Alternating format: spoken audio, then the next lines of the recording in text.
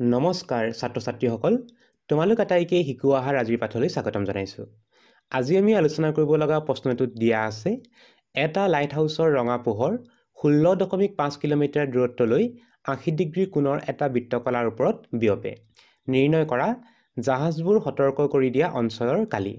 আমি এই প্ৰশ্নটোত লাইট হাউচৰ পোহৰে জাহাজক কিমানখিনি অঞ্চললৈ সতৰ্ক কৰি দিয়ে সেই সতৰ্ক কৰি দিয়া অঞ্চলৰ কালি উলিয়াব লাগে। ইয়াতে প্ৰশ্নটোত কৈছে যে লাইট হাউচৰ যিখিনি পোহৰ বিয়পে সেই পোহৰখিনি এটা বৃত্তকলাৰ ধৰণে বা বৃত্তকলাৰ নিচিনাকৈ বিয়পে।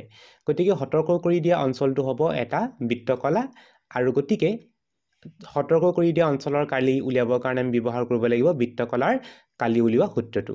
বৃত্তকলাৰ কালি উলিওৱা সূত্ৰটো লিখি ল'ম, যিটো হৈছে θ/360 degree into pi R square. এই সূত্ৰটো আমি ব্যৱহাৰ কৰিব লাগিব যিহেতু পোহৰখিনি এটা বৃত্তকলাৰ ৰূপত বিয়পে। ইয়াতে আমি থিতা যিটো কেন্দ্ৰীয় কোণ প্ৰশ্নটোত দিয়া আছে 80 ডিগ্ৰী, থিতাৰ মানটো লিখিব লাগিব 80 ডিগ্ৰী। তেতিয়াহ'লে আমি লিখিব লাগিব যে 80 ডিগ্ৰী ডিভাইডেড বাই 360 ডিগ্ৰী ইনটু পাইৰ ভেলুটো আমাক এটা ল'ব কৈছে 3.14, লিখিব লাগিব 3.14 ইনটু আৰ স্কোৱাৰ। ব্যাসাৰ্ধটো দিয়া আছে আমাক 16.5 কিলোমিটাৰ।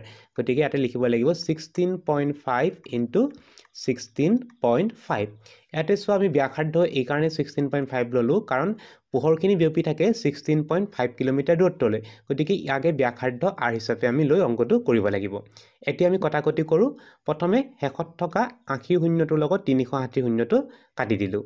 8 আৰু 36 দুইটা সংখ্যাকে 4য়ে কাটিব পাৰি, 4য়ে কাটি দিওঁ। 4 দুগুণ হ'ব 8, 4য়ে 36ক যাব 9 বাৰ।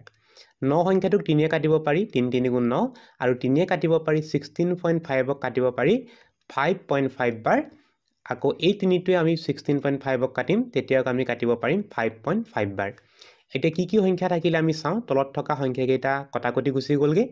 ওপৰত থাকিলে 2 পূৰণ 3.14 ইনটু 5.5 ইনটু 5.5। এতিয়া আমি এই সংখ্যাকেইটা পূৰণ কৰিব লাগে। প্ৰথমে আমি পূৰণ কৰি লওঁ 5.5 ইনটু 5.5। 5.5ৰ লগত যদি 5.5 পূৰণ কৰোঁ তেতিয়াহ'লে পূৰণফলটো হ'ব 30.25, 30.25। আমি এতিয়া 30.25ৰ লগত এতিয়া 2টো পূৰণ কৰি দিওঁ। 2টো পূৰণ কৰিলে পাম আমি 2 5 গুণ 10ৰ শূন্য, 1 উকলিলে 2 দুগুণ 4 উকলা একে হ'ব 5, 2 শূন্য গুণ 0, 2 3 গুণ 6। দশমিকটো দুটা অংকৰ আগত দিলে পাম আমি 60.5। এতিয়া আমি লিখি লওঁ 60.5। এতিয়া আমাৰ ইয়াতে পূৰণ কৰিবলৈ আৰু এটা সংখ্যা আছে 3.14। আমি এতিয়া 60.5ৰ লগত পূৰণ কৰিম 3.14। পূৰণ কৰি দিওঁ। 4 5 গুণ 20ৰ শূন্য উকলিব 2, 4 শূন্য গুণ 0, 2 যোগ কৰিলে হ'ব 2, 4 6 গুণ হ'ব 24। 1 পূৰণ কৰিলে হ'ব 1 5 গুণ 5, 1 শূন্য গুণ 0, 1 6 গুণ 6। 3 পূৰণ কৰিলে হ'ব 3 5 গুণ 15ৰ 5, 1 উকলিব 3 শূন্য গুণ 0, উকলা 1 লগালে হ'ব 1, 3 6 গুণ হ'ব 18। এতিয়া আমি যোগটো কৰি লওঁ। 0 7, 4 5 হয় 9, 6 2 8, 8 1 9, 8 1। তেতিয়াহ'লে আমি পূৰণ কৰি পূৰণফলটো পালোঁ 189,970। দশমিকটো নিব লাগে ইয়াতে এঘৰ, ইয়াত দুঘৰ, মুঠতে 3 ঘৰ আগলৈ যাব। গতিকে দশমিকটো লিখিব লাগিব আমি 9 দুটাৰ মাজত দশমিকটো বহিব। তেতিয়াহ'লে পূৰণ কৰি যিটো সংখ্যা পালোঁ আমি 9 দুটাৰ মাজত দশমিকটো বহুৱাই দিম। তেতিয়া হ'ব 189.970। দশমিকৰ পাছৰ শূন্যটোৰ কোনো কাম নাই, গতিকে আমি শূন্যটো মচি দিব পাৰোঁ। আৰু শূন্যটো যদি মচি দিওঁ তেতিয়াহ'লে আমাৰ উত্তৰটো হ'ব 189.97। এককটো লিখিব লাগিব, যিহেতু কিলোমিটাৰ অংকটো দিয়া আছে, এককটো হ'ব কিলোমিটাৰ স্কোৱাৰ। গতিকে জাহাজবোৰ সতৰ্ক কৰি দিয়া অঞ্চলৰ কালিটো হ'ব 189.97 কিলোমিটাৰ স্কোৱাৰ।